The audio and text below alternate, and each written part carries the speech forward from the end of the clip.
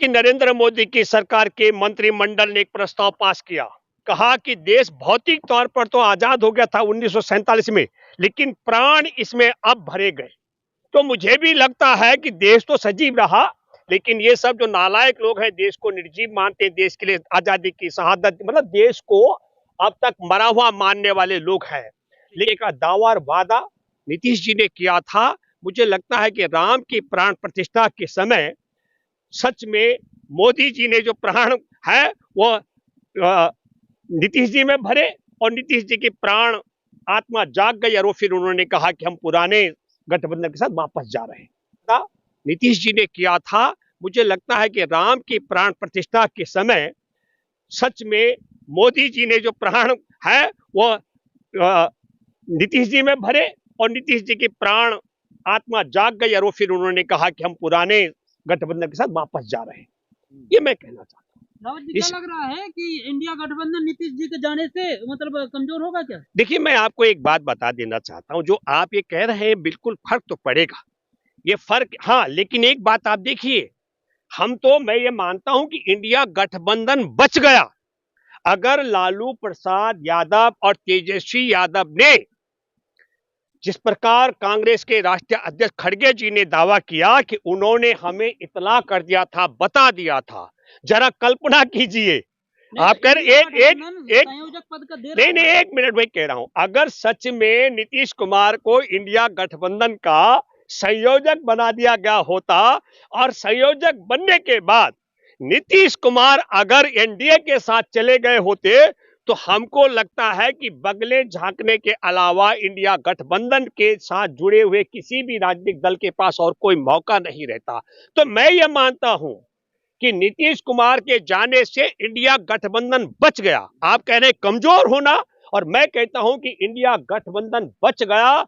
कल्पना कीजिए कि अगर जिस तरीके का प्रस्ताव आ रहा था, और उस प्रस्ताव के में नीतीश कुमार को बड़ी चतुराई के साथ में इंडिया गठबंधन का संयोजक बनाया जा रहा था, और इंडिया गठबंधन का संयोजक बनने के बाद अगर वो जाते, तो फिर देश में जग घसाई होनी थी। मैं तो बधाई देना चाहता हूं इंडिया गठबंधन में, और अभी आगे कितनी भगदड़ मचेगी ये भी देखना और रोचक होगा। मैं कुछ दलों के नाम नहीं ले रहा हूं, लेकिन मैं भी जानता और मैं देख रहा था कि राहुल गांधी की भी दृष्टि उस प्रकार की थी कि यहां कुछ गड़बड़ होने वाला है।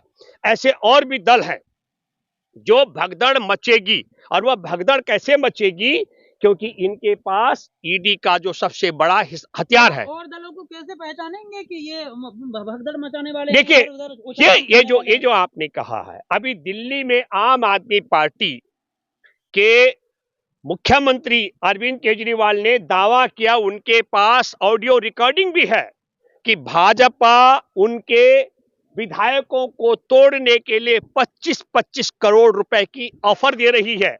इसका मतलब है कि जो जदयू, अगर नीतीश कुमार नहीं जाते तो जदयू के बहुत सांसद और विधायकों में भगदड़ मचने वाली थी।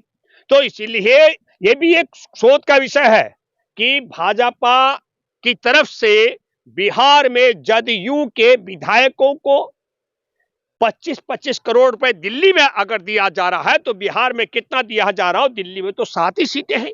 तो 7 सीटों पर अगर एक एक विधायक को तोड़ने के लिए 25 करोड़ रुपए दे रही हो भाजपा, तो 40 लोकसभा सीटों पर जदयू को के विधायकों को तोड़ने के लिए मुझे लगता है इससे ज्यादा का ऑफर रहा होगा। ये शोध का विषय है, जांच का विषय है। नीतीश कुमार कह तो रहे हैं कि मतलब सीट का बंटवारा सही टाइम से नहीं हुआ, इसीलिए छोड़ दिए। देखिए, आप ये समझ लो, नाच न जाने आंगन टेढ़ा, कौन सा वाला सीट का बंटवारा नहीं हुआ? नीतीश कुमार के जो बड़े पैरोकार हैं त्यागी जी, जो उनके राष्ट्रीय प्रवक्ता भी हैं, त्यागी जी के, मैं कहता हूं नीतीश के पाला बदलने से पहले एक बड़ा बयान था, और वो बयान था राहुल गांधी को अपनी यात्रा स्थगित कर देनी चाहिए। देखिए, जिस प्रकार का जन सैलाब राहुल गांधी की न्याय यात्रा में जुड़ रहा है, और उसी न्याय यात्रा को स्थगित कर देने की राय नीतीश कुमार के पाला बदल से पहले उनके अहम सहयोगी त्यागी जी ने दिया है। जिसको सोचना पड़ेगा, आपको ये समझना पड़ेगा, आखिर क्यों? रावत जी, बड़ा सवाल है कि नीतीश कुमार की कमी को पूरा करने के लिए बहन कुमारी मायावती जी से बात करेगा इंडिया गठबंधन? देखिए, एक बात सुनिए, इंडिया गठबंधन के दरवाजे खुल, पहले आप एक बात समझ लीजिएगा, इंडिया गठबंधन की तरफ जाने की सोच क्या, कारण क्या है, देशवासियों को भी क्या जरूरत है। हमारे देश के अंदर मैं हिसाब लगा रहा था, पिछले 10 साल में 108 लाख करोड़ का जो कर्जा लिया गया है एक तरफ, दूसरी तरफ आप देखिए कि हमारे देश के सरकारी संस्थानों को नीलाम किया गया है, और तीसरी तरफ हमारे देश में आप सब जमाना जानता है कि 400 रुपए के गैस सिलेंडर को 1100 रुपए तक बेचा गया, 50-60 रुपए लीटर के पेट्रोल डीजल को 100 से ज्यादा महंगे दाम पर बेचा गया। तो आपने नकदी में भी देश को लूटा, सरकारी संपत्तियों को बेचा। और मैं आप बताना चाहता हूं, अंतरराष्ट्रीय जो मुद्रा कोष है उसने तो चेतावनी दे दी भारत को। भारत का टोटल जो टैक्स जाता है 100 रुपए में से 40 रुपए ब्याज पे जा रहा है, और आज की तारीख में मैं हिसाब लगा रहा था, 10 साल के अंदर 142 करोड़ की आबादी में 1,42,000 करोड़ की, यानी 1,42,00,000 करोड़ की आबादी हमारे देश की है। और इस हिसाब से एक एक व्यक्ति के हिस्से जो कर्ज लिया गया है वो शोध का विषय है, एक व्यक्ति के हिस्से 7 लाख रुपए का कर्जा आता है। इतना बड़ा कर्जा लिया, पैसा सरकार के खजा, और ये तो मैं अंतरराष्ट्रीय है, जो सरकार ने भारतीय बैंकों से लिया उस कर्जे को भी अगर जोड़ देंगे तो देश रसातल में चला गया। और अंतरराष्ट्रीय मुद्रा कोष ने बता दिया, हमें लगता है कि श्रीलंका के बाद अगली तबाही, आर्थिक तबाही भारत की आने वाली है, डूबने वाला है भारत। इन सब चीजों को भी आपको ध्यान में रखना पड़ेगा। राहुल गांधी कहते हैं स्टोव पे कोयला से खाना बनाते, तो ये ऐसे आदमी को प्रधानमंत्री कैसे बनाएंगे? नहीं, ये किसने कहा कि स्टोव से कोयले से खाना बनाने की बात राहुल गांधी ने की?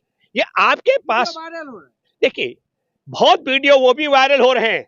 जब राहुल गांधी ने कहा था आलू डालो रहा था सोना निकालो, लेकिन ये राहुल गांधी ने नहीं कहा था। राहुल गांधी एक जगह जिक्र कर रहे थे कि नरेंद्र मोदी ने कहा कि आलू एक तरफ से डाल करके सोना बनाया जा सकता है, वह बात काट दी गई। जिस तरीके से अभी राहुल गांधी ने एक बड़ा बात कही है कि भारत माता आप हम सब लोग बोलते हैं, लेकिन भारत माता मानते किसे हैं? तो आपको मालूम है, इसको भी छोटा करके कहा जा रहा है कि राहुल गांधी को भारत माता का जानकारी नहीं है। ये जो आप बात कर रहे हैं उस पूरे वीडियो को परफेक्ट में देखना चाहिए, और ये बात भी दमदार है। अरे तो आईटी सेल, बीजेपी की आईटी सेल ने वो शॉर्ट वीडियो चला दिया और सबके पास हाँ, दिया। पूरा वीडियो कांग्रेस की तरफ से रिलीज हुआ है। बिल्कुल बिल्कुल बिल्कुल, पूरा वीडियो क्या, वो तो भाषण है। राहुल गांधी ने यह कहा है कि भारत माता सिर्फ आप हमारे देश के भौगोलिक भूभाग को नहीं कह सकते, अकेले देश के राष्ट्रीय गान को या संविधान को या तिरंगा को या यहाँ के नागरिकों को, बल्कि समग्र, अगर हम भारत माता कहते हैं तो वह देश के नागरिक हैं, वो हम आप सब लोग हैं, ये कहा गया। हमारे देश के भूभाग है, हमारे देश का धरोहर है, हमारे देश का संविधान है, हमारे देश का तिरंगा है, हमारे देश का भाईचारा है, हमारे देश